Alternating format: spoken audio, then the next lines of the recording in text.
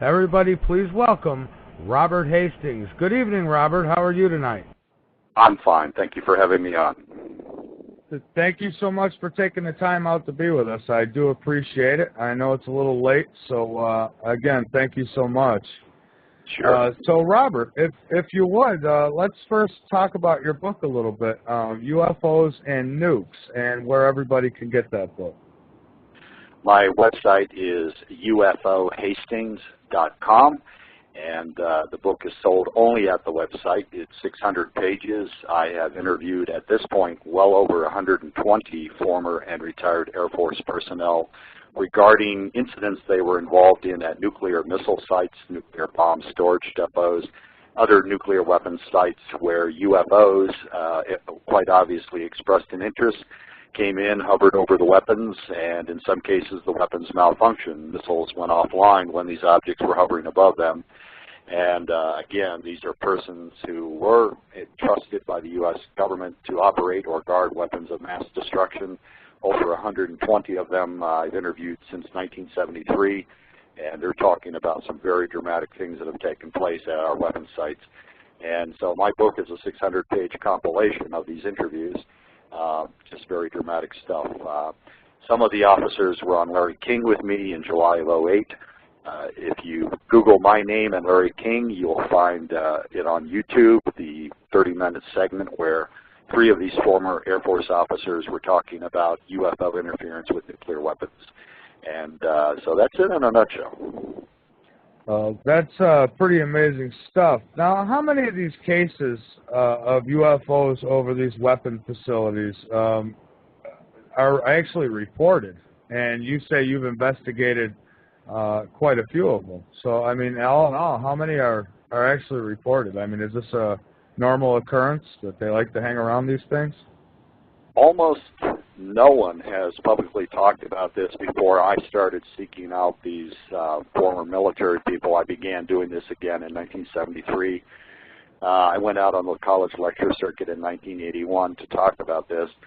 But if you go back to that time frame, almost no one was talking about these incidents. My father was in the Air Force, and he was at a missile base in '67 up in Montana called Malmstrom, where some of these incidents were taking place, and we can discuss that incident in detail at a later point in the program if you'd like. But in any case, I knew very early on this was going on, and by 1973 I began seeking out these persons and getting them to go on the record, most of them quite reluctantly.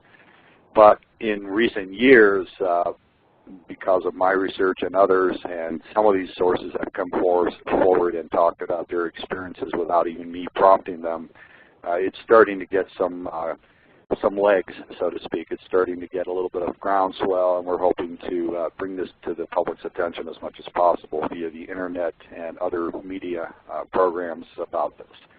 But there's really no way to quantify it, to say how many of these things have taken place, because unless people do come forward and talk about them, we really don't know how many incidents have gone on at a given missile base or another type of nuclear weapons base, unless these people break their silence. And many of them have been sworn to secrecy, and in effect they're breaking security oaths by even talking about it.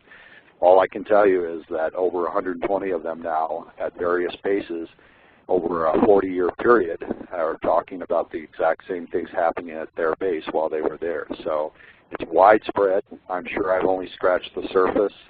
You know, who knows? For every person I've talked to, there could be 100 others who know about this at other bases at other times. And I'll never encounter them just by, you know, the luck of the draw. Is it really difficult to get these military personnel to actually come forward and talk? Because as you mentioned, they're taking quite a chance by doing that. Some of them are very concerned about repercussions. They think that, you know, if I talk publicly in my book or on Larry King about what they've told me, that, you know, the FBI is going to show up at their door and so on, or their retirement pay is going to be taken away from them. Not one of them have ever been threatened, of these 120 guys that I've talked to. I think the government realizes if they're brave enough to talk to me and they're not afraid to go public with what they know, you know, if the Pentagon leans on them and tries to shut them up, it'll probably backfire, and these guys will go to the media and just, you know, talk about the pressure that's been applied to them. So that's my speculation. I don't know why they haven't been harassed, but not one of these guys that I've talked to over 30-some years, 37 years, has ever been bothered after they've chatted with me. Some of them, a couple of them, after they gave me interviews and told me I could publish their statements in my book, before the book was published, they called me up and said, you know, I've changed my mind, don't publish it. And in one case, I was able to pull that person's story out of the manuscript. In another case, that by the time the guy got back to me, it had already gone to the publisher, and it's in the book.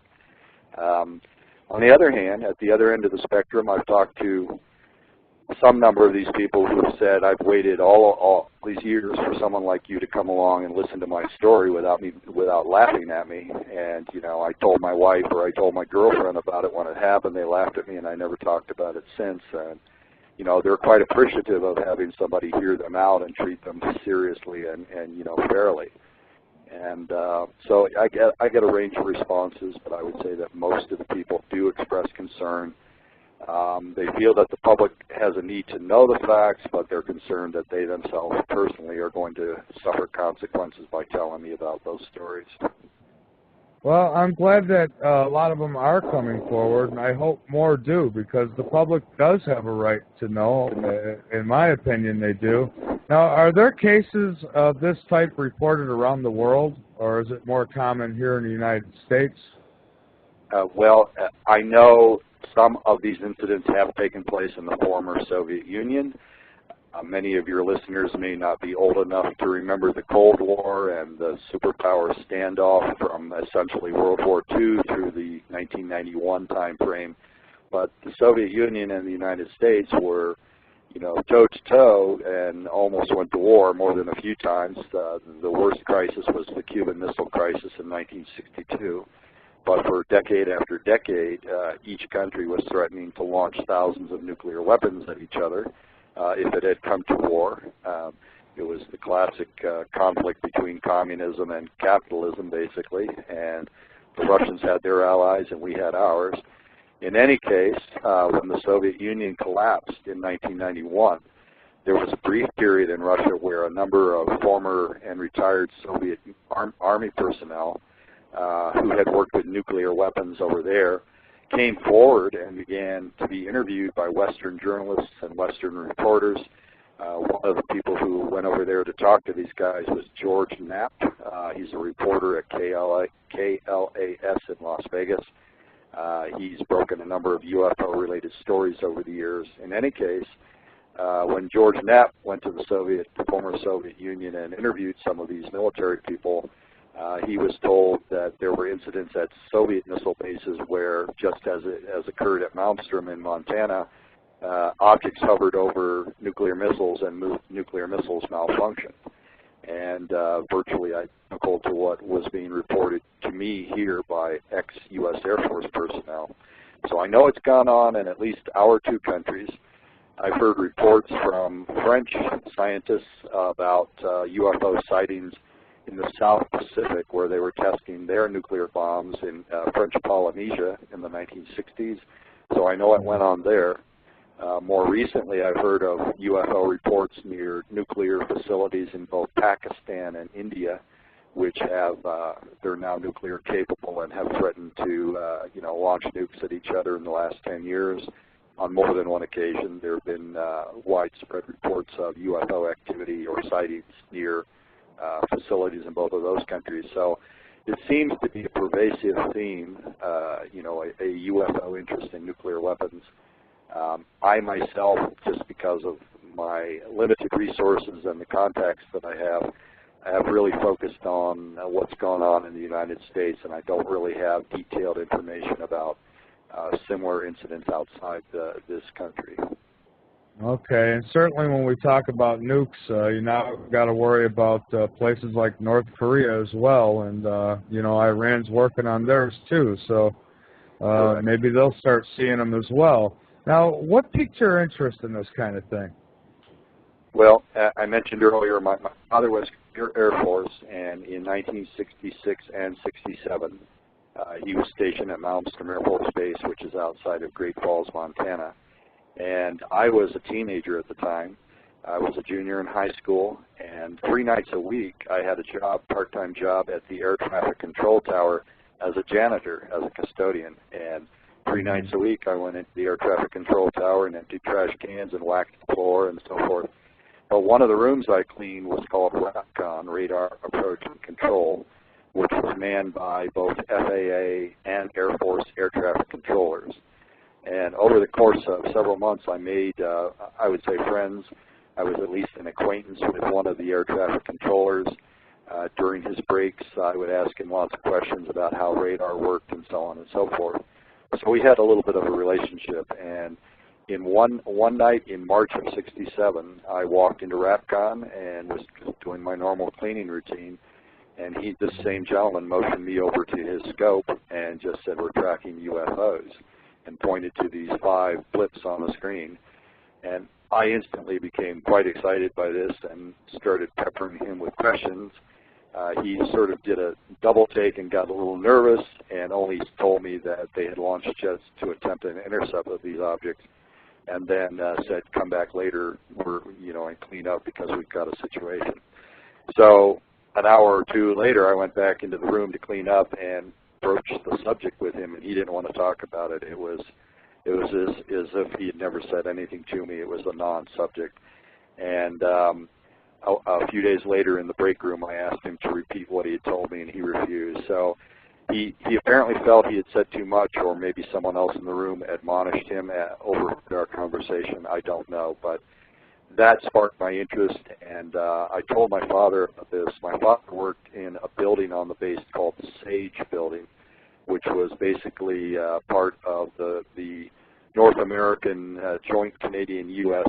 radar system that would, in time of war, would track incoming Soviet bombers over North American airspace.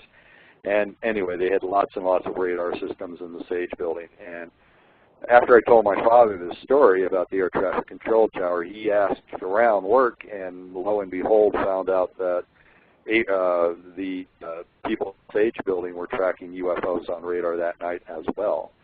And moreover, they, as I later learned, they were maneuvering near underground nuclear missile sites at a location called Judith Basin, which is information that I didn't get from the air traffic controller I spoke with. So it was clear to me that something real had gone on, that both military and civilian radar personnel were tracking unidentified flying objects, that jets had been sent up to intercept them, and based on the information my father received, that these things were maneuvering near missile sites.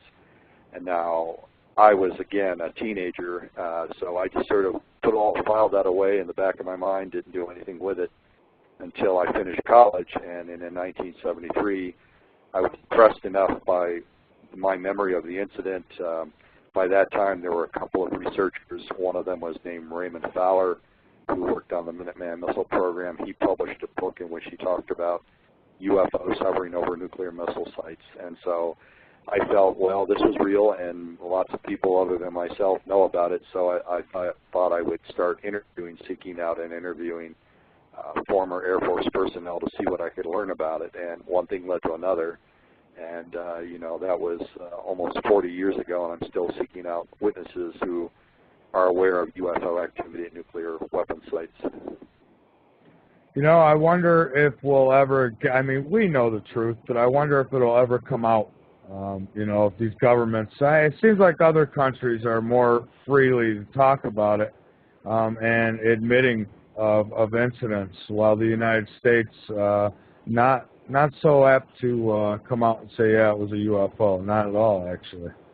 I don't see any movement in the Pentagon's position on UFOs. They're still lying through their teeth about the subject. Sure. The official story is that they investigated UFOs for 22 years, and by 1969 they found no evidence that UFOs existed, and if they didn't exist, they couldn't jeopardize national security. So officially, the Air Force lost interest in UFOs in 1969. But what we now know, researchers know from documents released through the Freedom of Information Act, documents that have been pried loose from the Air Force and other agencies, the CIA, the FBI, is that many agencies have been investigating UFOs, even though they won't own up to it publicly. And while, you know, the Air Force is closing down Project Blue Book, in reality, all of the national security-related cases, including UFO activity at missile sites, was being conducted by other intelligence and counterintelligence groups that had nothing to do with Project Blue Book.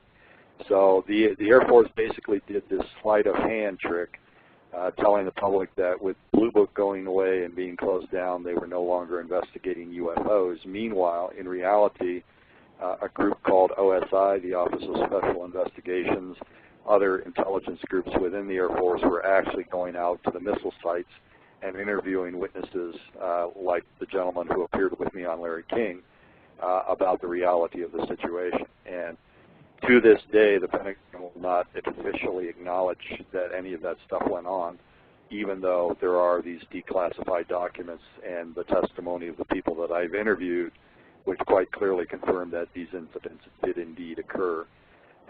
I happened to be out at Malmstrom Air Force Base for the first time since '67, just last fall, in the fall of 2009. And I actually interviewed an active duty Air Force policeman who said that UFO sightings at one of the missile sites anyway, called Oscar Flight, had occurred within the previous 2 years, sometime in 2007. And I've made it a policy never to actively pursue information from people who are still in the military, because if their superiors were to learn that they were talking to me, that would basically be the end of their careers. So I simply asked this air policeman to get back to me after he left the Air Force. But according to him, he was there when this quite clearly disc shaped up flew near one of the missile sites as recently as 2007. Yeah, I was going to say, as far as the military or the government saying they have no more interest in this subject, it's just a big so they say. They're definitely still interested in it. Now, I'm not a big believer in coincidences. Now, Roswell was home to an atomic bomber squad, and how ironic that a UFO crashed nearby, didn't it? I'm quite convinced that the reason there was anything of interest to UFOs at Roswell was the base. At the time, in July of '47, when the Roswell object crashed, the 509th Bomb Group was based at Roswell Army Airfield, and it was the same bomb group that dropped the bombs on Hiroshima and Nagasaki, the two Japanese cities that we atomic bombed in World War II. 1 year prior to the Roswell crash, that same bomber group was testing a couple of bombs in the South Pacific in a test that was being conducted.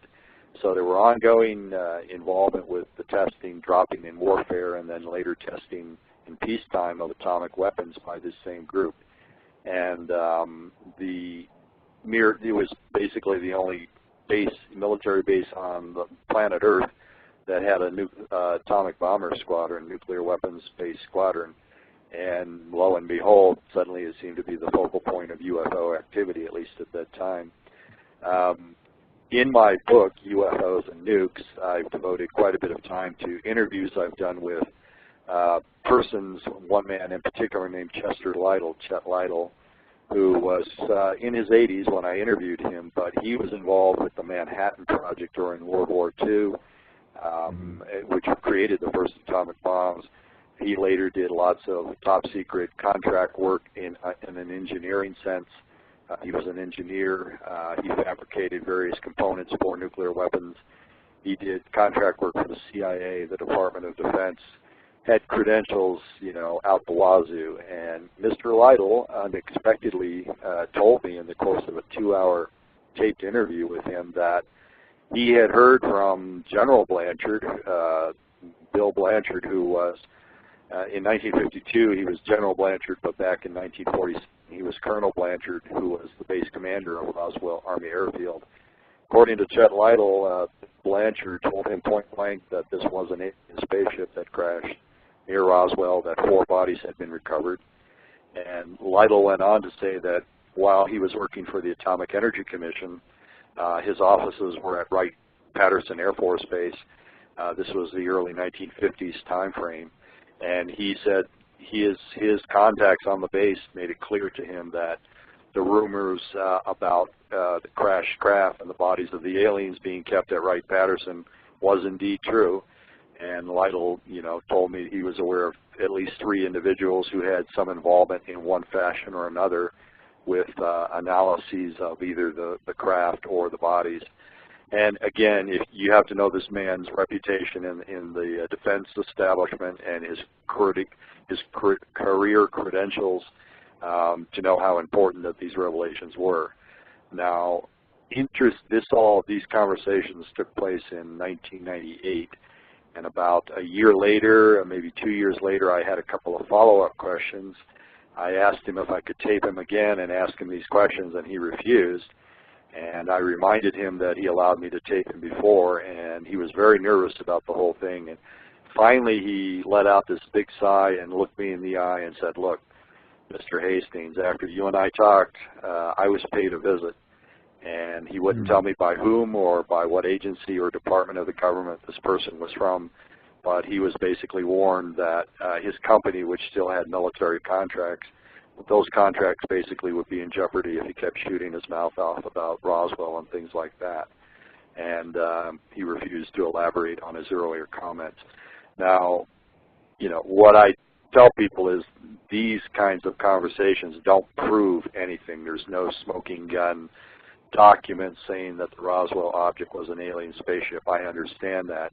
But you've got somebody of pretty strong credentials like Chet Lytle saying that, he heard from the base commander's mouth that this was indeed an alien spaceship.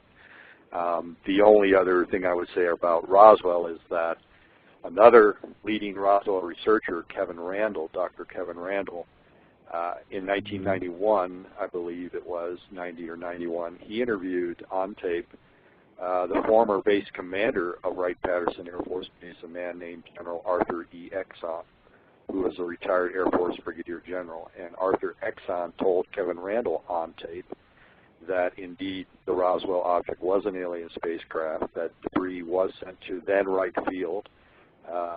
Before it became an Air Force base, it was an Army Air Force base. And that indeed, the analysis of the debris ruled out that this was any earthly manufacturer. It wasn't American, it wasn't Soviet, and therefore it had to be from somewhere else.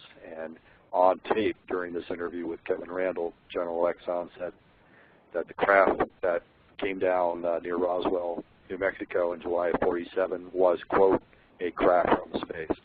So again, you've got, that doesn't prove anything, but you've got a retired Air Force general and a high-level Atomic Energy Commission supervisor both saying that the Roswell object was indeed an alien spaceship. Well, yeah, and of course they came out in the beginning and reported that a UFO had crashed, and then they come back later and say, no, it was a weather balloon. And, I mean, they got to know the difference between a craft and a weather balloon. So I think they were right the first time. It was a cover story. Another person that was interviewed by Kevin Randall was a retired Air Force general named Thomas DuBose, who was pretty high up in the 8th Air Force at the time. And he was, in fact, I believe, the right-hand man, I don't know the official title in the Air Force, perhaps the adjutant of the chief of the 8th Air Force, which was General Roger Ramey. And this Thomas DuBose, Kevin Randall got him on tape admitting that indeed the weather balloon story was a cover story to get the media off the Air Force's back, the Army Air Force's back. So, it took 50 years, 40, 50 years, but sooner or later, eventually some of these very high-level people have let little drips and drabs trickle out, on tape and taped interviews about what really happened. So there's no doubt that the weather balloon story was a cover story. Yeah, and you would think that they could have come up with something just a little better than a weather balloon.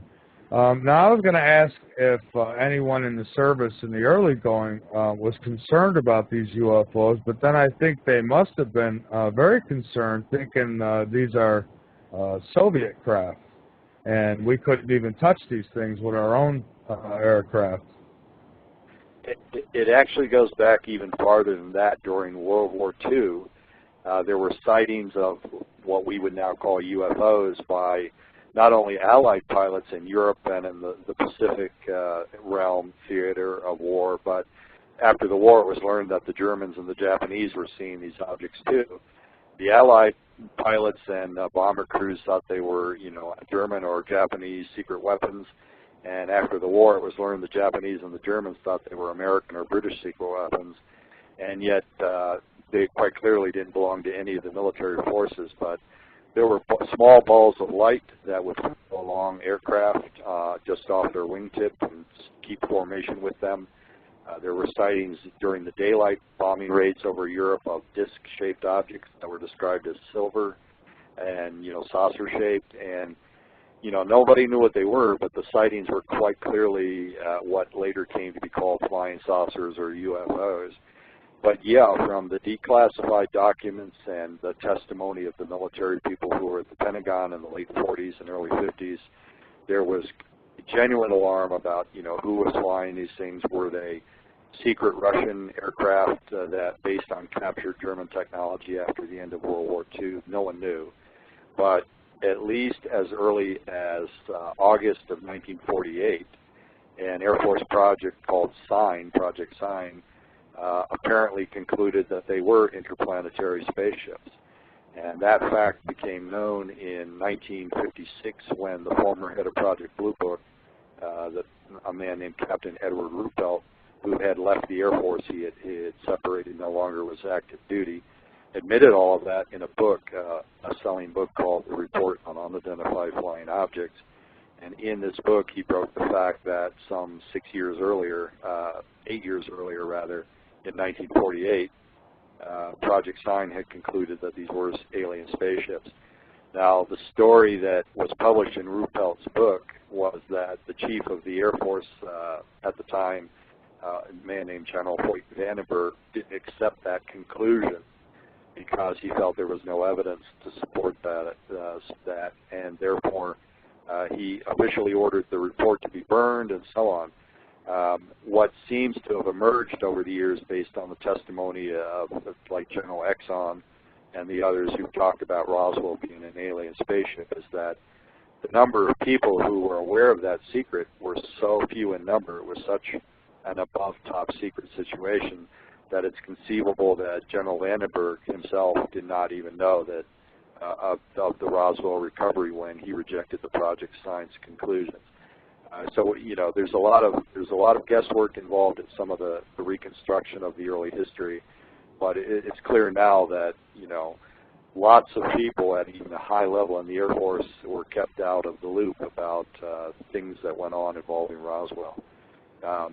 I can tell you from declassified CIA documents and FBI documents, in addition to the Air Force documents that have been released through the Freedom of Information Act, that the CIA, as early as 1952, October of 52, according to these documents, was aware that UFOs were maneuvering near various nuclear weapons sites and were expressing great alarm. So they were aware very early on of the nuclear weapons link with UFO activity. Yeah, well, tell me a little bit about some of the hundreds of service personnel that you have spoken to from these weapons sites, maybe some of the better stories that you've gotten from these gentlemen. Again, I was on Larry King on July 18th of 2008, and again, if you go to YouTube, Google my name, Robert Hastings, and Larry King, and you'll see on YouTube there is the clip, the 30-minute segment, where I appear with 3 former Air Force officers. 2 of them were involved in this incident at Malmstrom Air Force Base in March of '67 when my father was stationed there. And the first gentleman is named Bob Salas, S-A-L-A-S. He was a nuclear missile launch officer, one of these people that is underground in what's called the launch capsule, a 2-man team of officers. In time of war, if they got orders from the President of the United States to launch their missiles, they would turn these keys, these 2 keys, and it would launch 10 Minuteman nuclear missiles. and Bob Salas was down in the launch capsule. We now have reconstructed the date from various other events that have occurred. It was March 24th, 1967. He suddenly gets a call. He's 60 feet underground in this underground capsule. He gets a call from one of his guards at ground level at a place called Oscar Flight, which was 10 nuclear missiles. And basically the guy is screaming at the phone that there is a large, bright orange disc-shaped object hovering over the missile launch control facility. And before Bob Salas has a chance to say, you know, what have you been drinking, suddenly his missiles start dropping offline one after the other. He believes that all 10 of them malfunction. His commander that night is a man named Fred Mywald, who was a retired Air Force colonel. Mywald recalls only 7 or 8 missiles going offline. In any case, all their missiles failed, or most of them, and this object then races away. They were getting indications out of the missile sites at a couple of these different 10 missiles that something strange is going on there. So Bob Salas sent out these security alert teams, heavily armed military police, Air Force police, to investigate what was going on out of these 2 missile sites. And they call back over the radio and report a UFO hovering over one of their sites, and are scared to death and are asking permission to come back to the launch control facility as quickly as possible. And so all these things are going on. At the end of his alert shift, these are 24-hour shifts underground, Bob Salas and Fred Mywald are ordered back to Malmstrom Air Force Base. They're debriefed by their squadron commander and one of these OSI agents, and basically told, what you've just told us you are never to discuss again. They were required to sign what are called national security non-disclosure statements, security oaths basically. And Bob Salas kept his silence from 1967 to 1995 when he felt that the public had a right to know the facts, and he went public with his story. Now, the second gentleman on Larry King with me was another missile officer, but he was a targeting officer. He was responsible for targeting the missiles so they would hit their coordinates in the Soviet Union if war had broken out. His name is Bob Jameson.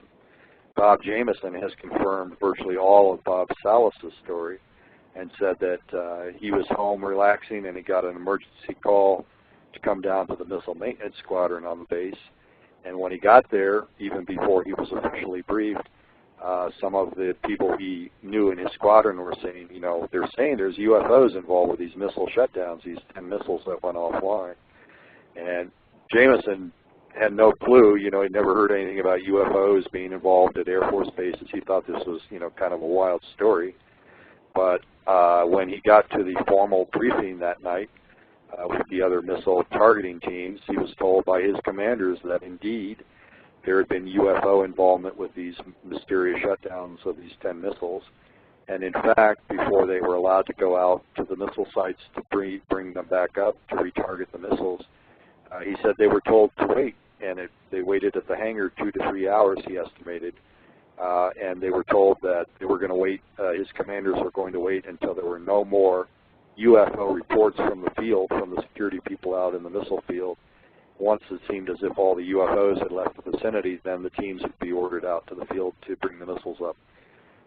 But Jameson said, before they actually were allowed to get on the road, they were told in no uncertain terms that if they were out bringing up the missiles and a UFO suddenly appeared, they were to get underground in what's called the personnel access hatch and stay underground and leave the guard, the security guard accompanying them up at ground level, who would report back to the base what the UFO was doing.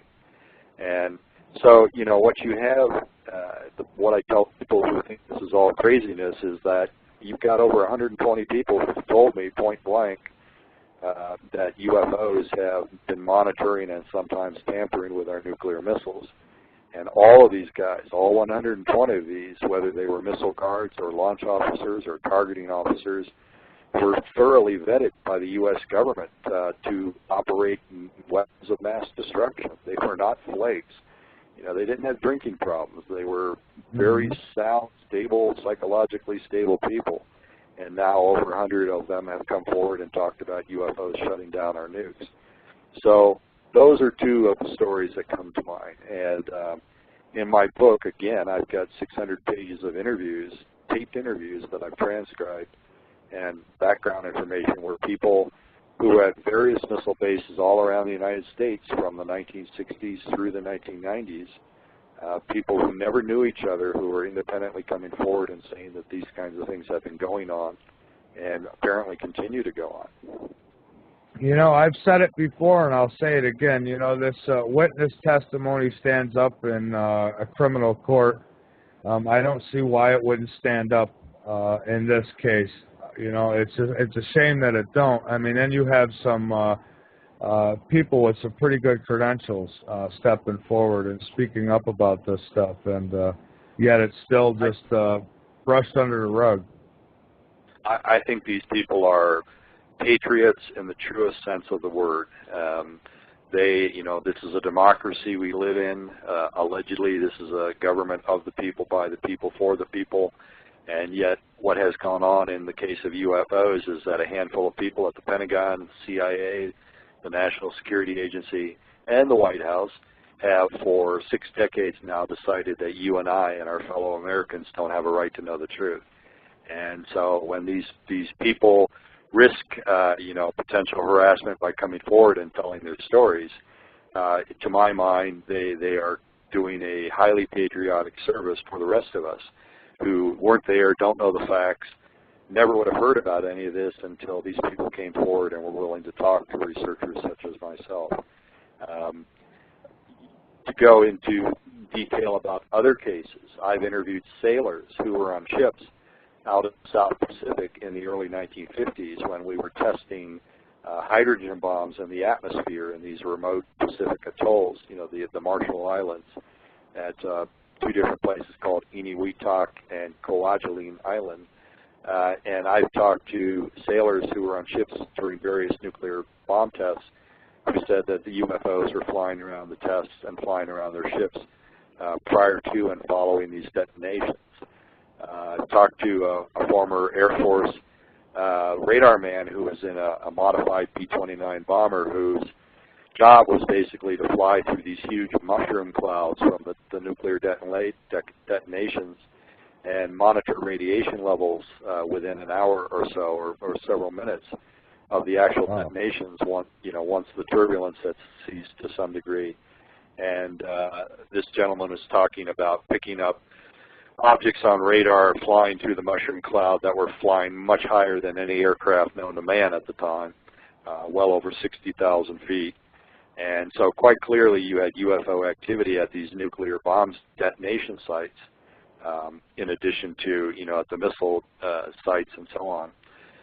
Another incident I might mention, many of your listeners I think probably have heard about the UFO sightings in England and Rendlesham Forest near Bentwaters, the Royal Air Force, RAF, Bentwaters Air Force Base in December of 1980. The deputy base commander, Colonel Charles Halt, has for over 20 years now talked about being out in the woods with a security team chasing bright lights through the woods, which quite clearly were UFOs. He said that when they finally flew up in the sky, he could see they were saucer-shaped and were sending down beams of light to the ground in various places. And Colonel Halt has finally acknowledged that some of those beams of light fell within the nuclear weapons storage area on the base. And while he was out with his team in the woods tromping around, he was hearing over his 2-way radio about security personnel at the nuclear weapons storage area of UFOs sending down beams of light quite near the bunkers, these bunkers that hold the nuclear weapons. So if you look at any number of the major UFO cases over the last 50 or 60 years that people have heard about involving military, when you dig into them, a good percentage of them have a nuclear weapons connection. Now, how did most of these military personnel act or even react when they told their stories? I mean, did you see any kind of like emotion or fear of telling the story? I mean, how did they act, the ones that you've interviewed? A whole range of responses. I mentioned earlier that a good number of the people that I've interviewed were a little bit anxious when they first talked to me, and part of the anxiety was concern about if I published their stories, would the Pentagon harass them?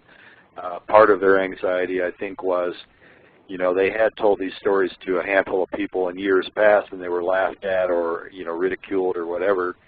And I think part of their anxiety was, you know, would I treat them respectfully or would I laugh at them too? But once it was clear in the course of the interviews that I was treating what they said quite seriously and had heard the same story basically from dozens and dozens of other people, ex-Air Force guys, they relaxed and got up, you know, much more businesslike and tried to fill in as many details as they could. Again, there were some percentage of people who didn't give a damn about what I thought and were prepared to talk about it no matter what. They just were glad to get it off their chest, and they were quite open, and, you know, I didn't have to really pry information out of them. They were quite forthcoming. One comment that I heard again and again and again from these guys was, I never believed in UFOs until I saw one myself. I thought it was nonsense. I thought it was science fiction. I thought it was people hallucinating or seeing weather balloons or swamp gas or whatever. And then I saw this disc come in and hover over our missile site, and suddenly the missiles failed, you know, and that made a believer out of me instantly. So I heard comments like that from a good number of them. Yeah, I think there's a lot of cases like that where people, I won't so much say they didn't believe in them, but they had a lot of doubt maybe. And then once you see it yourself, there's just no denying it. I mean, I've seen a UFO before, and I'll tell you, it moved nothing like any aircraft I've ever seen before. And then with these nuclear detonations, I would assume that these really were like signals letting them know we're here. In my opinion, you know, take it for what it's worth, but my opinion is that the UFO phenomenon has probably been around for thousands of years. If one reads the King James version of the Bible and goes to the book of Ezekiel and reads about what the prophet Ezekiel saw, the wheels within the wheels and beings with the likeness of a man near the wheels and all of that, there's an awful lot of striking parallels. You know, one could interpret from those passages and correlate it with the modern UFO experience. So I think whatever this thing is, it's been around for a long, long time.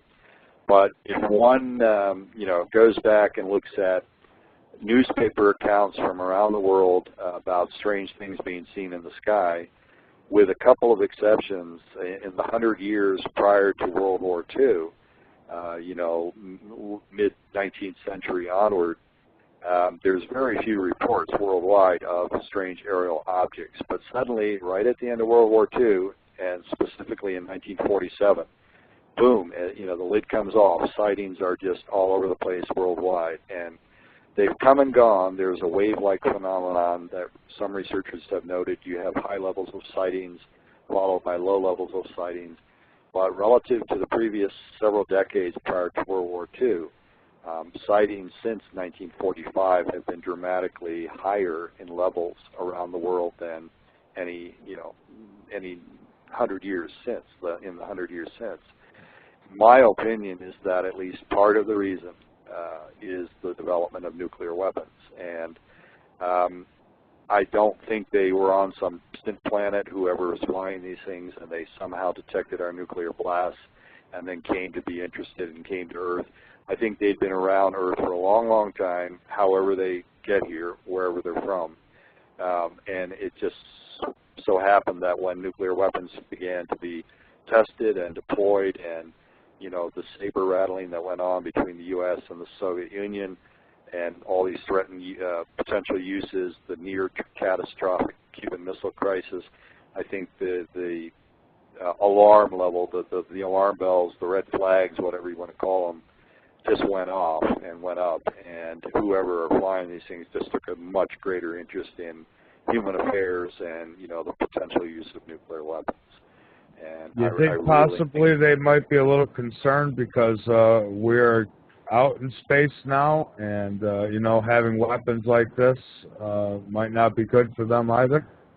Well, all of this is speculative, of course. You know, if anyone in the Pentagon knows the bottom line answers to these questions, they're sure as heck not talking to me.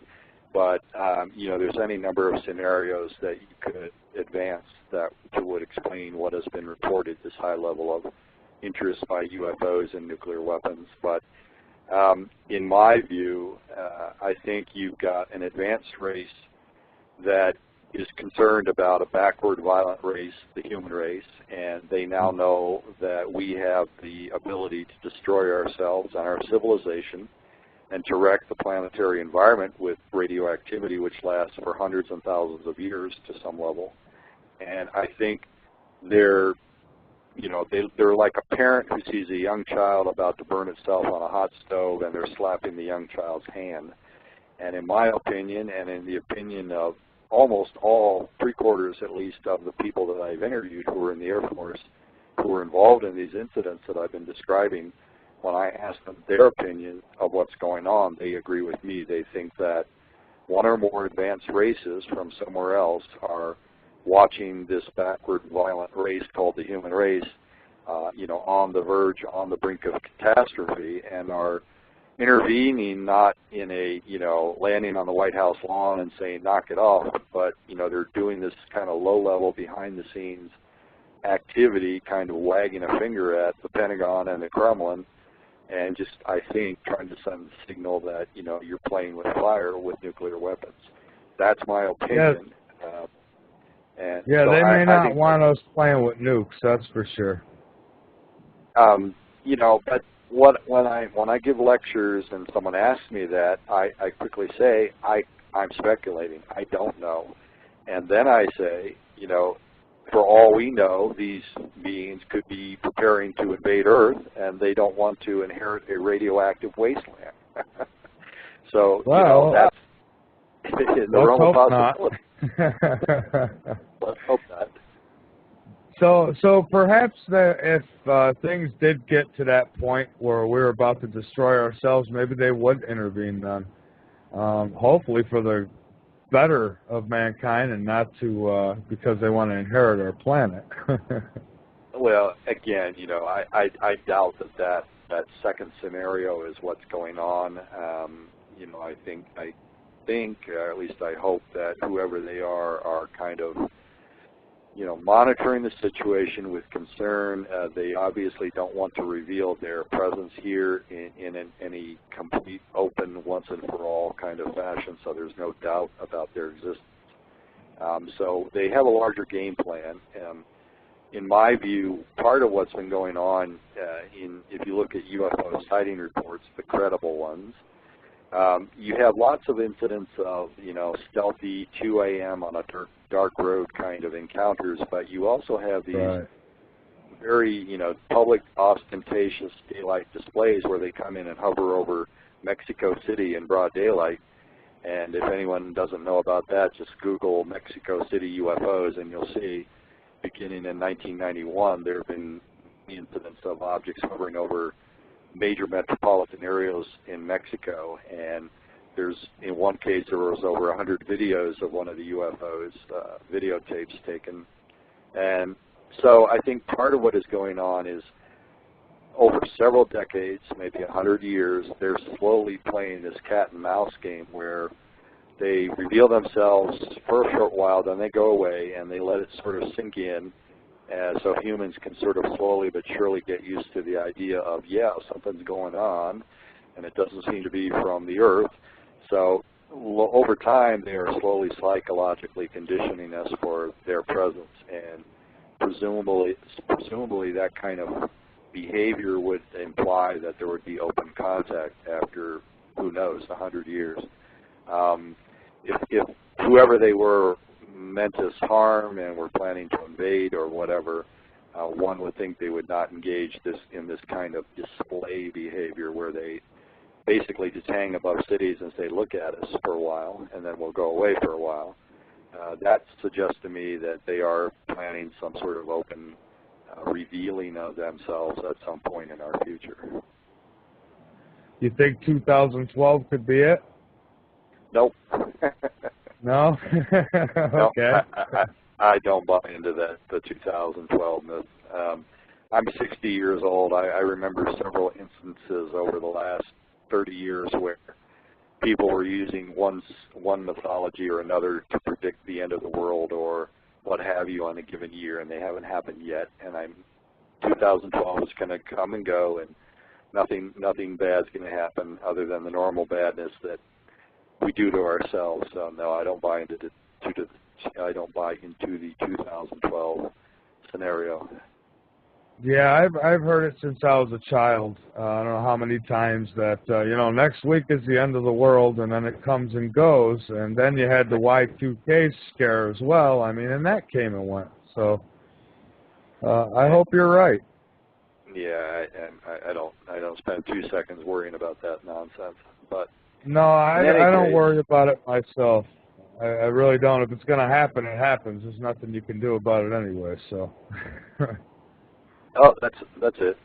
But I think the old planet and the human race is going to be around a long, long time unless we do it, to ourselves with nuclear weapons or just destroy the environment to the point it can't sustain human civilization. I think anything that's going to happen is going to be along those lines to us.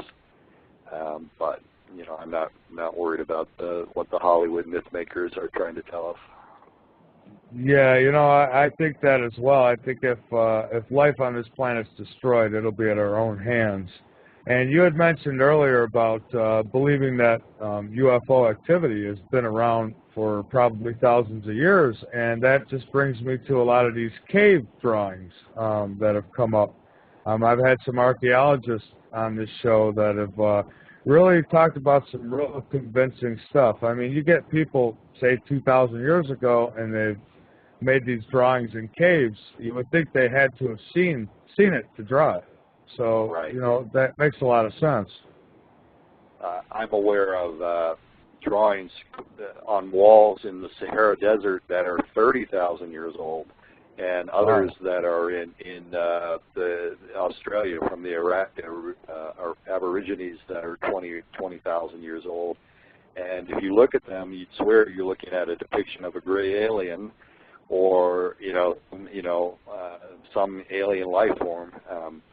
The skeptics say, oh, those were just costumes. They were drawing, shamans or witch doctors dressed up in animal skins or whatever, and that's what they were depicting. But some of the drawings that I've seen that are authenticated from Sahara and Australia from, tens of thousands of years ago are quite close to what people are now describing as, walking out of a UFO, a landed UFO. So I find that quite interesting, yes.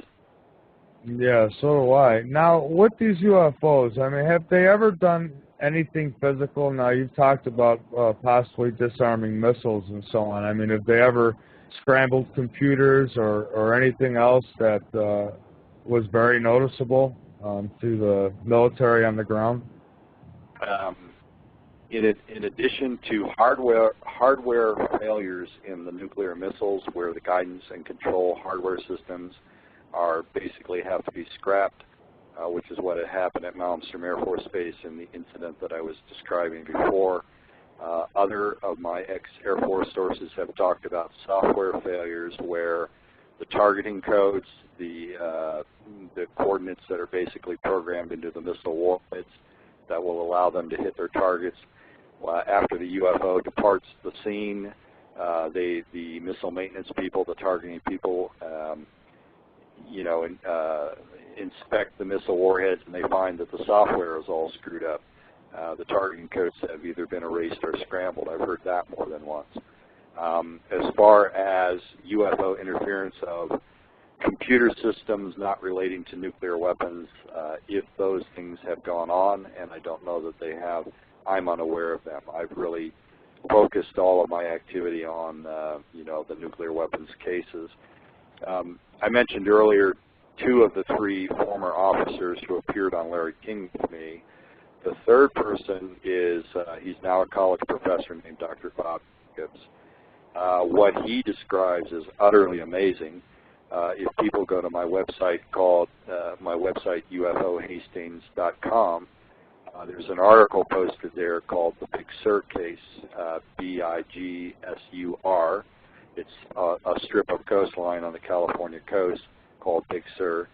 In any case, Bob Jacobs was on Larry King with these other two officers, and his story is that in September of '64, he was a photographic instrumentation officer in charge of this high-powered telescope that would film these missile test launches at Vandenberg Air Force Base. They would be launched from the California coast, several thousand miles over the Pacific, and would be, their components would be tested in one form or another. And his job was to film these tests.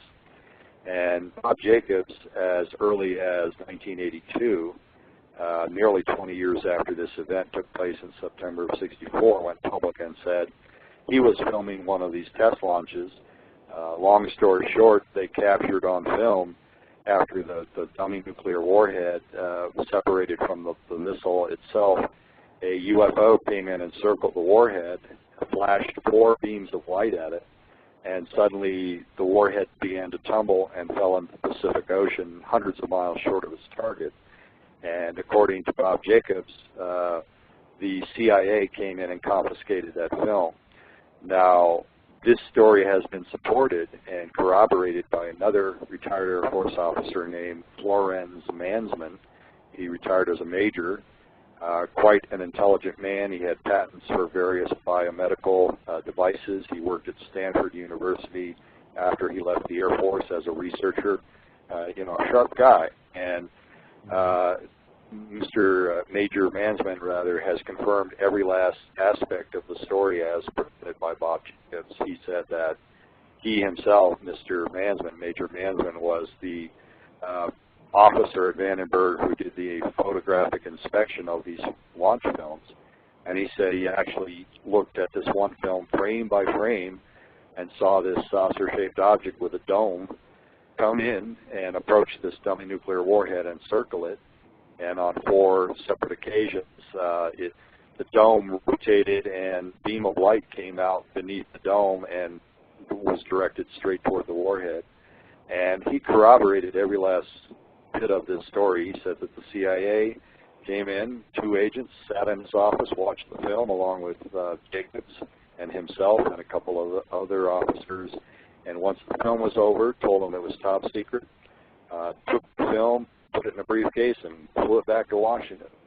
And Jacobs, on the Larry King program with us was the skeptic, the resident skeptic, Bill Nye, the science guy. And Bill Nye was starting to poo-poo Bob Jacobs' story. And if you watch the video on YouTube of that segment, Bob Jacobs just jumped down his throat. He was not going to put up with any skeptical nonsense because he was there. He saw the film with his own eyes.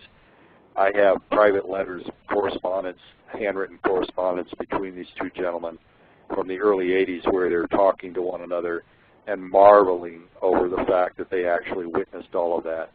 And were expressing concern to each other about whether the CIA would, harass them now that they've gone public with their stories. So this was quite clearly a real event, very dramatic. And you asked earlier, do we know if a nuclear war broke out and thousands of missiles are being launched by both us and the Russians, would the aliens step in or whoever's flying the UFOs? All I can say is that in at least one occasion on film, apparently a single UFO demonstrated its ability, its crew demonstrated its ability to shoot down a nuclear warhead in flight. And whether or not in time of war that feat could be duplicated thousands of times is anyone's guess. Yeah, I would certainly hope so. It's like our own little supermen, I guess. Robert, if you don't mind, I'd like to go to the phone lines and take a call. And I want to let everyone know if you have any questions, the number's 347-989-1012 and press 1. So I know you want to get on. I'm going to try to pronounce this. We have Torquay from PA. Excuse me if I got that wrong. Trying to read it say it as I read it. Okay, you're on. That's just fine. Hi, Mr. Hastings. Thank you for doing all your very hard work trying to breach this sensitive subject. And I'm very sorry for Bill Nye, the science guy. That made me nuts that night. I had to take 2 Tylenol when I was done. Well, he came out on the short end of the stick that night with Bob Jacobs. Yeah, he did. Well, thank you for that. Did you have a question? Yeah, I have I guess a couple if I could make sense out of them. World War II end, Germans came over, increase of technology, all this stuff started to really rev up and happen in 47 till now through Roswell, monster movies through the 50s, indoctrination, the original documentary of The Day the Earth Stood Still is the way I look at that movie. And at any rate, do you think, that we're tapping into some basically very deep, weird science that is alerting, off-planet or on-planet beings that are keeping a more closer eye on us, first off? I went to college in 1968 to major in astronomy. I've been interested in astronomy and cosmology and astrophysics from even my teen years. And I'm certainly not an expert in any of those fields, but I've sort of kept up with what the experts are saying about, space-time, the universe, how it works, and so on and so forth. And until about 15 or 20 years ago, for the previous 100 years, Albert Einstein's laws of relativity, special and general relativity, I think in general relativity, if I'm not mistaken, I could be wrong, but in any case, Einstein basically said nothing that has mass, whether it's an apple or a spaceship, can reach the speed of light. And because the distances between stars is so vast, the implication is that even if there are aliens out there, there's no way they could travel all of those light years and come and go with the frequency that UFOs are reported. And so until very recently, 15 years ago, the ironclad rule in physics was that aliens could not get from there to here. But in more recent years now, there's something that's come into play called higher dimensional space or hyperspace. You can Google that and see that there are over 100 papers now published in scientific peer-reviewed journals by various physicists and mathematicians talking about this new concept of hyperspace in which our universe is embedded. And cutting to the chase here, if hyperspace exists, faster than light travel exists. It's quite possible by these new theories. And so in my view, based on reports of various UFO sightings over the last 50 or 60 years, it seems to me the reports of the creatures that are seen walking around landed craft were so different in appearance that we probably have more than one race of visitors. Some of them may be 1,000 years ahead of us, some of them may be 1,000,000 years ahead of us, but they quite clearly can traverse the universe and get from there to here and probably get back home in time for dinner. And the predominant theory now seems to be that the way they do that is the utilization of this hyperspace matrix in which the space-time universe is embedded. So I don't think that whoever flying these craft are from the Earth. I think they may have bases here on Earth under the ocean or in remote parts, perhaps in Antarctica of the planet. But I think they're quite clearly alien races from other places. And if they can indeed come and go with the ease that was hitherto unimagined by Earth physicists, and they can get from their worlds to ours and back in short periods of time, they've probably been monitoring us for thousands of years, and they didn't see the nuclear flashes from a far-off planet and came to investigate. They probably have been monitoring the situation, from the get-go. Cool. So that's I guess I agree too that if they were indeed here, then why would you manufacture something, out of minerals or molded metal, steel hybrids or whatever, some alloy to make it to go from Bolivia to Philadelphia. It wouldn't make much sense. correct. At any rate, space-based weapons Can you give me your take on, are we playing around with them behind closed doors in our black budget in America where all this money is supposed to go to? I really wouldn't be. I couldn't give you an informed answer on that. I'm interested in passing about what the Defense Department's up to. I do know I lived in Albuquerque for many years. I'm in northern New Mexico now, but in Albuquerque is Sandia Labs, and I know they've done very exotic weapons technology tests. There are other places that do it, but I know Sandia has engaged in plasma-based weapons. There are persistent rumors that we have weapons out in space, and that the Russians are working on them to shoot down satellites, if nothing else. But I really couldn't give you an authoritative answer of who's up to what. Very cool. Very cool. I often thought that possibly we were messing with high-power radar and triangulated on something back in '47. Changed the radar from like a gigahertz type thing to... Well, I don't know about that, but earlier in the program you may have heard me mention Chet Lytle, who told me about the story he heard from Colonel Blanchard, then General Blanchard, about Roswell. But in my book, in the chapter on discussion of Chet Lytle and what he told me, he also did top-secret work for the Air Force down at White Sands in southern New Mexico, White Sands Proving Ground. And he said that they were testing new forms of high-powered radar down there. And on many occasions, according to Chet Lytle, UFOs would come in and hover over or fly around at high speeds above the radar test sites. He said they were doing Mach 3, 4, and 5. That's almost an exact quote from this audio tape.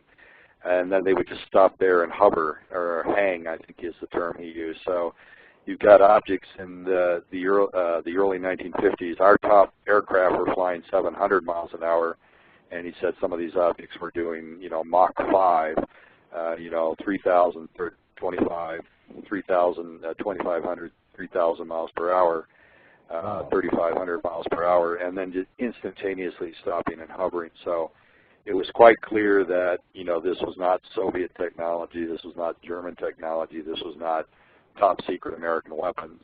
And he said the radar people at White Sands were just dumbfounded that, they were tracking these objects repeatedly. It's also on your website, Robert, and how do I get your book? And then I'll take it off the air. Thanks again. If you go to the book page, Thank you. There's just you just order via PayPal, and I see you have home lecture book, home lecture book, articles, press conference, book page. Correct. So go to the book page, just go through the prompts and order through PayPal, and you'll get it within a week. You got it. Thank you so much. Thank you. Right. Okay, great. Thank you for calling. I appreciate it. Okay, I have a question coming in from the chat room, so I'm going to do my best with it. Somebody says they were at their cottage over Lake Erie looking south and saw this unusual perfect triangle composed of 3 bright stars. But says as they watched, they all moved away from each other slowly, then disappeared. Wants to know if it's some type of bright constellation, or have there been reports of UFOs like that that come in that kind of form and then split apart, I guess. Well, if the objects appeared to be a triangle but then split apart as these persons were watching them, then quite clearly they weren't stars. They were something else. You have to ask yourself, if they were hovering stationary for even a few seconds, what aircraft could do that, and you then split apart. So you either had, at the very least, maybe 3 helicopters hovering, but it sounds like from the description there that those weren't helicopters. There's certain FAA guidelines for any kind of aircraft, what kind of lights it has to have on it, and there's no aircraft, to my knowledge, that has a single light that would separate and move away from 2 other objects that were, again, just a single point of light. So clearly that was an anomalous set of objects somehow. The thing about UFO sightings is, even though they're not covered in the media, except extremely rarely. If you look at local newspapers or sighting reports online, people all over the world are seeing UFOs on a daily basis. Now, it has to be said that, you know, lots of people misidentify Venus or other bright planets as UFOs. Conventional aircraft can be misidentified as UFOs. There's any number of ways that a, quote, UFO can really be some other type of object.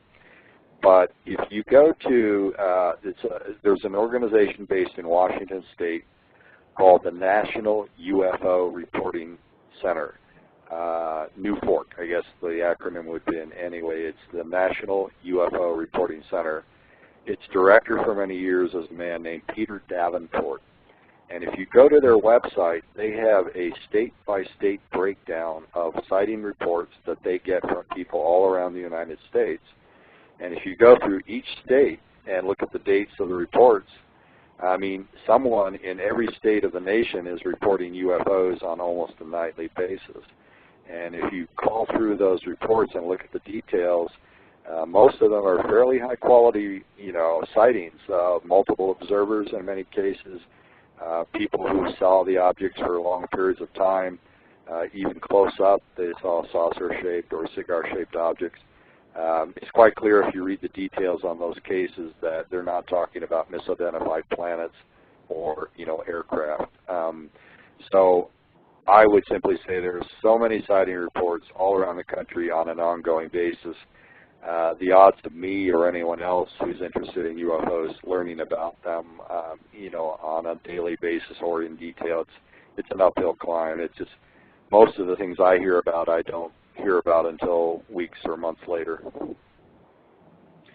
Okay, and one of our friends in the chat room says to let you know that another book has been sold, so Excellent. so that's good news. You know, one of my UFO sightings was somewhat similar to that.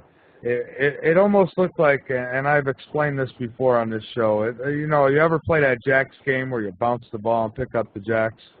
Well, the craft that I've seen actually looked like one of those jacks, and all the little bald objects on it actually split apart, and then they came back together after about maybe 20, 30 seconds, and then this thing just took off, and it had a glow orange to it, or an orange glow rather to it, and I actually had my kids with me at the time, and they've seen it too, so I wasn't the only one.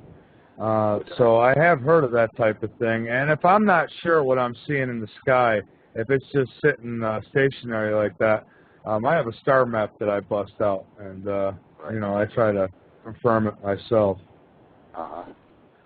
Yeah, I've never heard of any object shaped quite like the one you described, but it seems like there's a diversity of shapes that have been reported around the world that are quite clearly, quote, UFOs that aren't your classic flying saucer. Now, it's possible, too, that some of these objects that people see could actually, I mean, like we'll send probes to, say, Mars. I mean, isn't it? It's probably possible that they could be sending something like that as well. And maybe that's what we see sometimes. Certainly not all cases. There are frequent sightings of small globe-shaped objects usually. Sometimes they're discs, but usually they're reported as being about the size of a basketball or a volleyball, and they're self-luminous. They're quite often described as orange in color, but in any case, people have seen disc-shaped craft that release these small objects, which then zip off and do apparently some kind of reconnaissance work, one could speculate. But they're much smaller than your classic flying saucer, which most people say are, you know, tens of feet in diameter. These objects, on the other hand, are, you know, quite small and remote controlled, presumably. Yeah, and somebody brings up a good point as to whether some of these, or even most of these, are interplanetary or interdimensional. What is your opinion on that? Again, I was talking earlier about this new concept of hyperspace, higher dimensional space.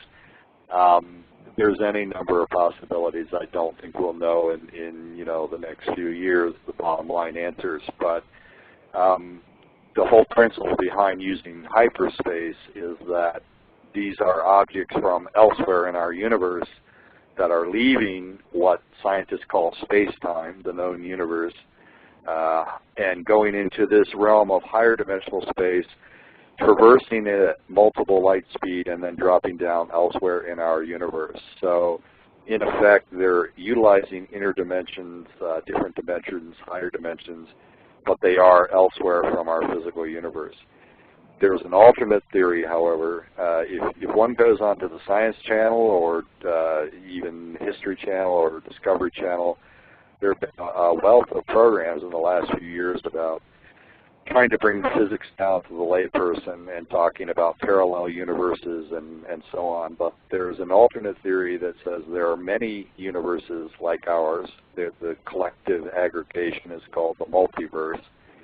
And some people believe that if indeed there are multiple universes, parallel universes, that there could indeed be visitors from a parallel universe to our universe, and in which case they would be interdimensional in the truest sense of the word. All one can say in terms of UFO cases, sighting cases, is that there are many, many, many uncounted, countless number of cases over the last 60 years where the observers say that the object seemed to blink out before their eyes, seemed to disappear before their eyes. It didn't move away at a high rate of speed. And if indeed these were valid observations and these people were accurately describing the sudden stationary disappearance of the objects or sometimes reappearance of the object out of thin air, so to speak, then it could imply that these objects are leaving our universe and going into a parallel dimension. There's really no way of knowing, but that type of behavior or visual phenomenon has been reported many times around the planet. And I wonder if that, at this point in time, if possibly some that we might see today might even be our own, because, reverse engineering and so on. I mean, if they did capture a crashed disk, perhaps they tried to recreate it and have succeeded by now. It's not out of the realm of possibility, but in my view, that if we indeed have built our own flying saucers, our own UFOs based on captured technology, we really wouldn't be flying them out in public areas where they could potentially crash and the secret be exposed. If indeed we've got our own UFOs built on recovered technology from Roswell or whatever, then one would think they would keep those objects well hidden from public view at areas like Area 51 and so on. My opinion, I followed the Area 51 controversy for many, many years. My opinion is that the jury is still out. I know lots of people have reported strange objects being flown above Area 51. They've cited them that seem to have UFO-like properties. They have no wings or tail structures like conventional aircraft. They don't seem to employ traditional aerodynamics. Moreover, they move in a very stop-and-go, fast, instantaneous acceleration kind of movement and so on, like UFOs. But so I'm aware those reports exist. Whether or not that's something we developed on our own or it's based on captured technology, I don't know. Some of your listeners may have heard about Bob Lazar, who in the late 1980s claimed to have worked out at a site called S4 near Area 51, in which he allegedly worked on reverse engineering an alien spacecraft. But some elements of his story and some of his claims about his educational background have proved not to be true. And so in my mind, I'm not convinced that the guy is on the level, to be honest. But something strange is going on out in Area 51. But I don't think if we have craft like that, we would just send them out and fly them around public areas, again, for them to be seen for no particular reason, or where they could potentially crash and get in trouble and so on. One would think the military would use that kind of ultra-high sophistication in weaponry and keep it secret until the next war did break out, at which point we would unveil this super technology. But we wouldn't, waste that kind of surprise element in peacetime for no apparent value, in my opinion. Yeah, I agree with you on that. Absolutely. We would keep it secretive until we needed to use it. You know, one that stands out to me was some years ago was the Phoenix Lights. Right. I mean, there's one that so many people seen, and then again the government tries to throw off that it was some natural phenomena, atmospheric phenomena, and so how come we've never seen it before then? Well, the official Air Force explanation was that it was a group of pilots at a facility southwest of Phoenix that were dropping flares, and that has been ruled out for any number of reasons. The governor of Arizona at the time, Clive Symington, again this happened in March of '97. He held his peace. He held his secret for 10 years, but he went on Larry King in 2007 and admitted that he actually saw this object over Phoenix, and he said it was a boomerang-shaped craft. He himself was a pilot in the Air Force. He said the object was unlit, but on its leading edge were these bright lights, and he said he estimated that from wingtip to wingtip, this thing was at least a mile in length. Just a huge craft, silently flying over Phoenix. What is also not reported by the skeptical media or the skeptics is that the same object was sighted northwest of Phoenix, near Prescott, Arizona, and there were other sightings in southeast Arizona following its appearance over Phoenix. So quite clearly it was a solid object, huge proportions, not high above the city, fairly low, and there are a number of videotapes. People have seen the videotapes of the object, but the official explanation that these were flares being dropped south of the city, southwest of the city, simply were not true. And at the time it happened, the governor held a press conference and made fun of the sighting, and he explained to Larry King that he just thought that the situation needed diffusing. He thought there could be some negative public panic potential, or at least people being worried about what was going on. So he held his press conference when it happened shortly thereafter and poo-pooed it. But 10 years later, he felt, I guess, that he needed to go public with the fact that he saw this object with his own eyes, and it was quite clearly not from this earth, in his opinion. Yeah, it looked like one heck of a mothership to me. It didn't look anything like flares in the video that I've seen. And that was one of the rare times that the media actually covered it. But again, I know where I was at the time was in Rochester, New York, and our media there kind of made light of it. Sure. As they always often do. So, do you think that they're trying to get any messages to us of any kind, and maybe we're overlooking them? Whoever's flying the UFOs, you mean? Yes. Are they going to get a message to us? Yeah, do you think that they're trying to get some kind of messages to us, and possibly we're overlooking? I mean, that's why they're letting themselves be seen, or even, I don't know what you think about crop circles, but could that be one way that they're trying to get messages to us? Yeah, as I said earlier, in my opinion, we have multiple races from different places who are here, and the reason I'll elaborate a little bit about that. If you go back to at least as early as the fall of 1954, there were a series of incidents in France, and if you Google, let's say, humanoid wave France 1954 or words to that effect, you'll see that over a several-week period there were multiple UFO sightings where the objects were on the ground, landed, and walking around them were beings quite clearly not human, based on their facial features and so on.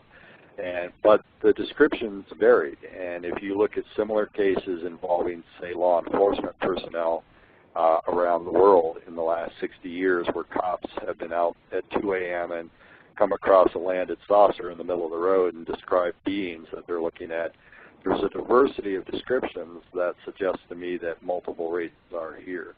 And I think, as I said earlier, what's gone on, at least since the end of World War II, is a spike in sighting reports, many of which seemingly have nothing to do with some sort of operation. They're not engaged in any kind of gathering. They're just up there hanging in full view, and in the case of Mexico City and other places, where seemingly part of what they're doing is allowing themselves to be seen. And in my view, it's just a slow, year by year, by decade, unveiling of themselves in a slow, conscious way to slowly get the human race used to the idea that they exist and that they're here. And to me, if that indeed is what is going on, that suggests eventual contact with us. And so if they're sending us a message, in the largest sense of that idea is that they're real, they're here, and they intend contact with us.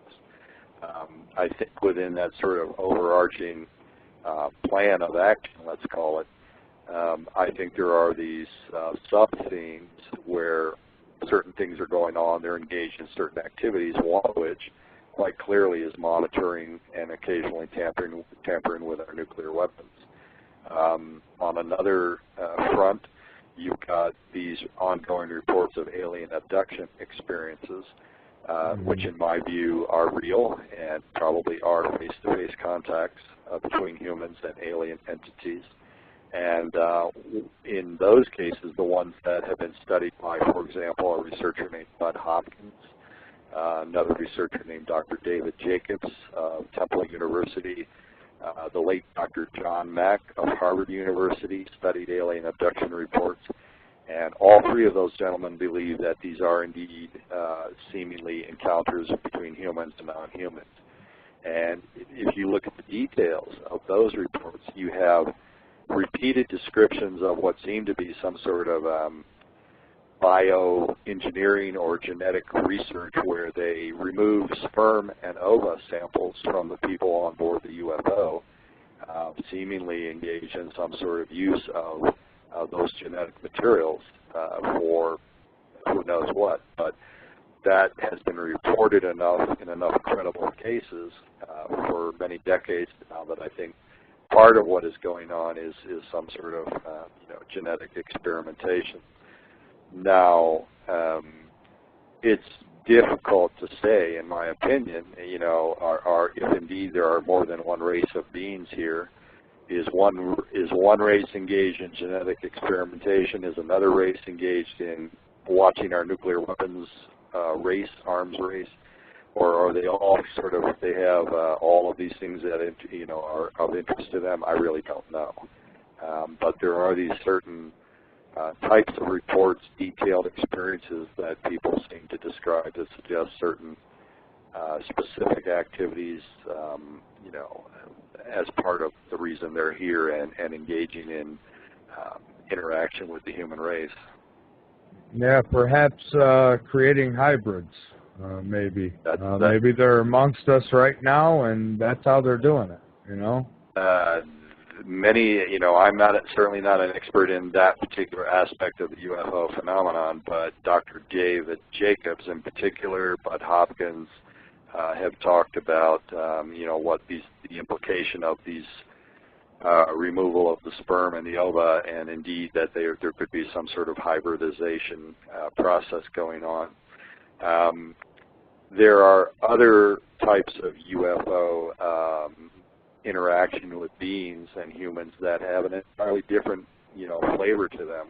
For example, the late Dr. John Mack of Harvard University investigated this case in Africa, in the country of Zimbabwe. It was probably 10 years ago. I can't recall the exact date, but in any case, there was a school out in a rural area of Zimbabwe, both black and white students. Suddenly, something like 50 of these kids came running into the schoolhouse. They were out in the play area playing recess, and they were all screaming to their teachers about a landed UFO, and a little alien came out and talked to them mentally through their minds.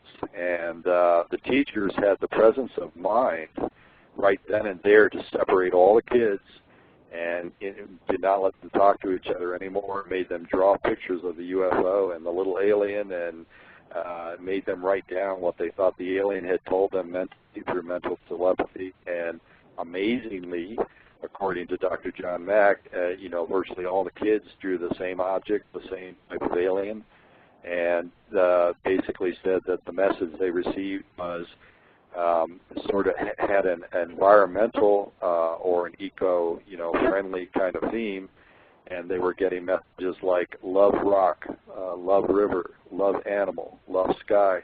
In other words, take care of your planet. And so that's one of the more intriguing cases that I've heard of. And so, again, if you have multiple races, they may have different agendas. It would seem to make sense that they're as likely to be operating on their own as opposed to working together. We simply don't know. And some of them may be here to warn us about our ruining of the planet. Some of them may be here to keep us from blowing it up. Others of them may be here to engage in, experimentation with our genes for reasons that we can't comprehend.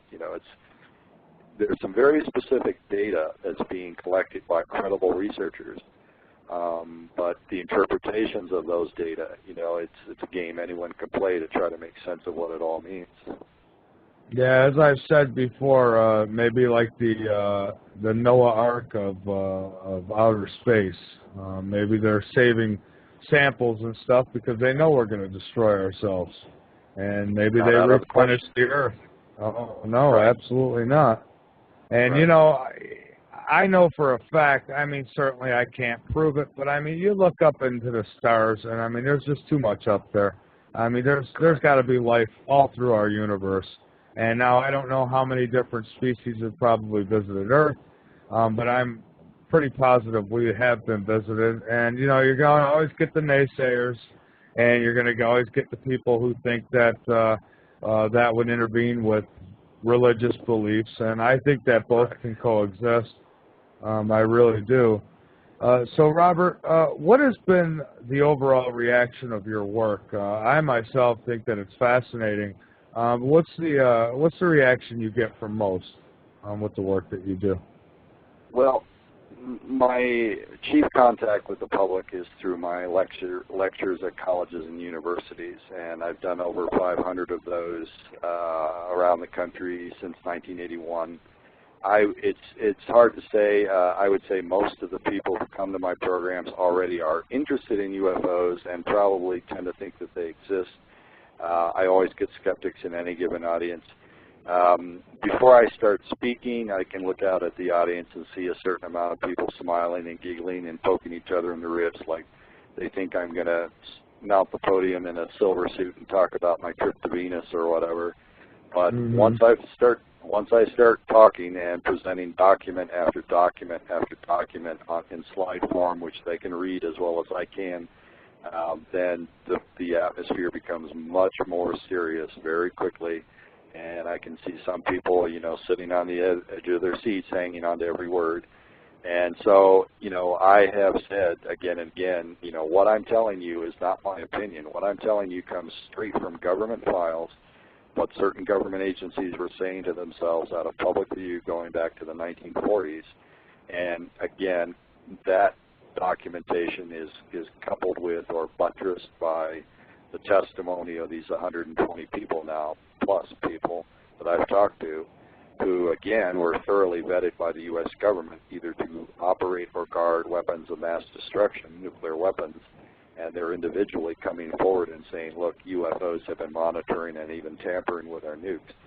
And once it becomes clear to the audience that I'm not expressing opinions, but I'm simply passing along verbatim, word for word, what these documents say and what my witnesses say, the atmosphere is very serious. I think people are very impressed by the reality of the situation. There are people in any given audience, like Bill Nye, the science guy, who are never going to believe this until a UFO lands, at his feet and kicks up dust on his shoes. And that's his prerogative. But, at the same time, those kinds of people are the ones that shoot from the lip, armchair experts. They never study the data. They have all the answers, even though they've never investigated any of the facts, and they try to pass it off as science or skeptical, rational thought, which is nothing of the sort. So I get a little irritated at, this sort of arrogance and presumption on the people of who want to have an informed opinion without doing the homework first. But I accept the fact that they exist. They're going to be in any given audience. you know, there's nothing I can do about that. But my material has been very well received all around the country now for almost 30 years. Yeah, you know, I have spoken to so many of those skeptics that you talk about, and again, I mean, it could land in their driveway, and they'll still find a way to explain it away. Right. And you know, I guess it's okay to have those type of people, because when it does happen, I guess they're going to be the ones that are most surprised. So, Robert, once more before I let you go, give out your website again, and everybody, that is where they can get your book, is on your website, correct? My website is ufohastings.com. The book is available only at my website. Go to the book page. Another page one might want to check out is the press conference page. And on September 27th of this year, just a couple of months from now, Bob Salas, the former Minuteman missile launch officer I mentioned early on, he and I are co-hosting a press conference at the National Press Club in Washington, D.C., at which point there will be 8 former Air Force personnel describing UFO activity that they witnessed with their own eyes at missile sites or nuclear weapons storage areas, ranging from Colonel Halt, who was at the Bentwaters base in 1980, to other people who are involved at missile sites at bases around the U.S. And our hope is to get the media to listen to these people, and again, their credentials are impressive, and hopefully the stories that will be written from this press conference will be objective and, you know, treat these people with respect for sticking their necks out. They've risked potential government harassment, they've risked ridicule, and they're willing to come forward and talk about what they know to be real and has been kept from the American people for 60 years by the U.S. government. So that, again, is, you can read details about that, the press conference, on my press conference page at my website, ufohastings.com.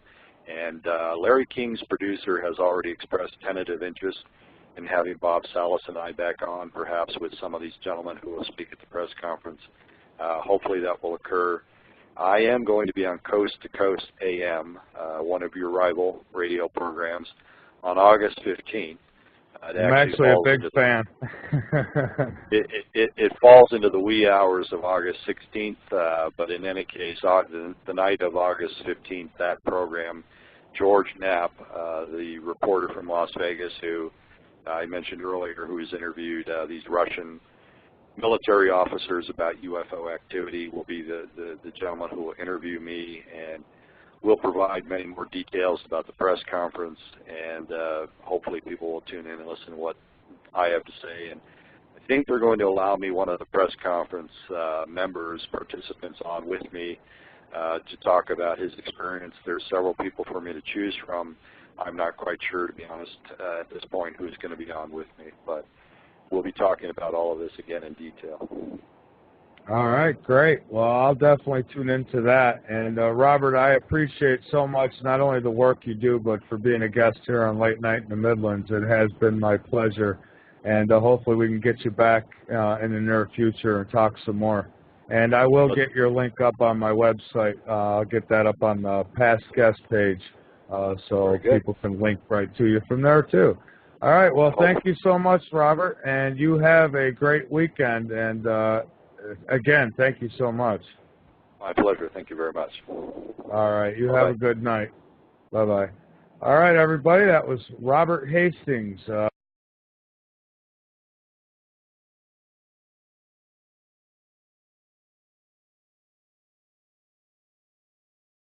And retired Soviet Army personnel who had worked with nuclear weapons over there came forward and began to be interviewed by Western journalists and Western reporters.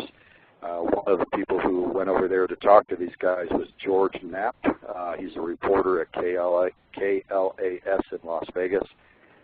He's broken a number of UFO-related stories over the years. In any case, when George Knapp went to the former Soviet Union and interviewed some of these military people, he was told that there were incidents at Soviet missile bases where, just as occurred at Malmstrom in Montana, objects hovered over nuclear missiles and nuclear missiles malfunctioned. and virtually identical to what was being reported to me here by ex-U.S. Air Force personnel. So I know it's gone on in at least our two countries. I've heard reports from French scientists about UFO sightings in the South Pacific, where they were testing their nuclear bombs in French Polynesia in the 1960s. So I know it went on there. More recently, I've heard of UFO reports near nuclear facilities in both Pakistan and India, which have they're now nuclear capable and have threatened to launch nukes at each other in the last 10 years. On more than one occasion, there have been widespread reports of UFO activity or sightings near facilities in both of those countries. So it seems to be a pervasive theme, a UFO interest in nuclear weapons. I myself, just because of my limited resources and the contacts that I have really focused on what's going on in the United States, and I don't really have detailed information about similar incidents outside this country.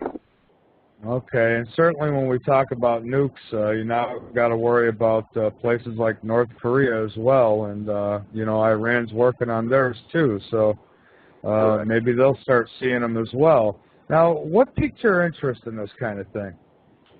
Well, I mentioned earlier my father was Air Force, and in 1966 and 67, he was stationed at Malmstrom Air Force Base, which is outside of Great Falls, Montana. And I was a teenager at the time. I was a junior in high school, and 3 nights a week I had a part-time job at the Air Traffic Control Tower.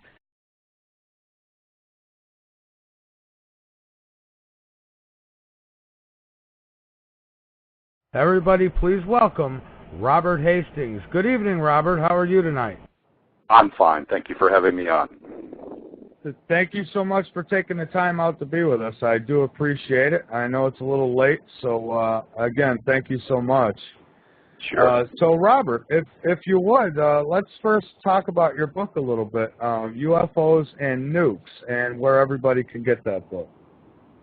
My website is ufohastings.com, and the book is sold only at the website. It's 600 pages. I have interviewed, at this point, well over 120 former and retired Air Force personnel regarding incidents they were involved in at nuclear missile sites, nuclear bomb storage depots, other nuclear weapons sites where UFOs, quite obviously expressed an interest, came in, hovered over the weapons, and in some cases the weapons malfunctioned. Missiles went offline when these objects were hovering above them.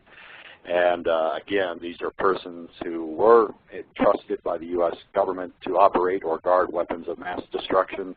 Over 120 of them I've interviewed since 1973, and they're talking about some very dramatic things that have taken place at our weapons sites. And so my book is a 600-page compilation of these interviews. Just very dramatic stuff. Some of the officers were on Larry King with me in July of '08. If you Google my name and Larry King, you'll find it on YouTube, the 30-minute segment where 3 of these former Air Force officers were talking about UFO interference with nuclear weapons. And so that's it in a nutshell. That's pretty amazing stuff. Now, how many of these cases of UFOs over these weapon facilities are actually reported? And you say you've investigated quite a few of them. So, I mean, all in all, how many are actually reported? I mean, is this a normal occurrence that they like to hang around these things?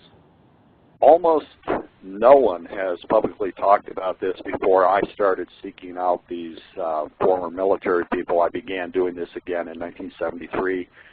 I went out on the college lecture circuit in 1981 to talk about this. But if you go back to that time frame, almost no one, as a janitor, as a custodian, and 3 nights a week I went into the air traffic control tower and emptied trash cans and whacked the floor and so forth. But one of the rooms I cleaned was called RAPCON, Radar Approach and Control, which was manned by both FAA and Air Force air traffic controllers. And over the course of several months, I made, I would say, friends. I was at least an acquaintance with one of the air traffic controllers. During his breaks, I would ask him lots of questions about how radar worked and so on and so forth. So we had a little bit of a relationship, and one night in March of '67, I walked into RAPCON and was doing my normal cleaning routine, and this same gentleman motioned me over to his scope and just said, "We're tracking UFOs," and pointed to these 5 blips on the screen. And I instantly became quite excited by this and started peppering him with questions. He sort of did a double take and got a little nervous, and only told me that they had launched jets to attempt an intercept of these objects, and then said, "Come back later, and clean up because we've got a situation." So an hour or two later, I went back into the room to clean up and broached the subject with him, and he didn't want to talk about it. It was as if he had never said anything to me. It was a non-subject. And a few days later in the break room, I asked him to repeat what he had told me, and he refused. So he apparently felt he had said too much, or maybe someone else in the room admonished him over our conversation. I don't know, but that sparked my interest, and I told my father about this. My father worked in a building on the base called the Sage Building, which was basically part of the North American joint Canadian-U.S. radar system that would, in time of war, would track incoming Soviet bombers over North American airspace. And anyway, they had lots and lots of radar systems in the Sage Building. And after I told my father this story about the air traffic control tower, he asked around work, and lo and behold, found out that the people at the Sage Building were tracking UFOs on radar that night as well. And moreover, they, as I later learned, they were maneuvering near underground nuclear missile sites at a location called Judith Basin, which is information that I didn't get from the air traffic controller I spoke with. So it was talking about these incidents. My father was in the Air Force, and he was at a missile base in '67 up in Montana called Malmstrom, where some of these incidents were taking place, and we can discuss that incident in detail at a later point in the program if you'd like. But in any case, I knew very early on this was going on, and by 1973 I began seeking out these persons and getting them to go on the record, most of them quite reluctantly. But in recent years, because of my research and others, and some of these sources have come forward and talked about their experiences without even me prompting them, it's starting to get some legs, so to speak. It's starting to get a little bit of groundswell, and we're hoping to bring this to the public's attention as much as possible via the internet and other media programs about this. But there's really no way to quantify it, to say how many of these things have taken place, because unless people do come forward and talk about them, we really don't know how many incidents have gone on at a given missile base or another type of nuclear weapons base, unless these people break their silence. And many of them have been sworn to secrecy, and in effect they're breaking security oaths by even talking about it.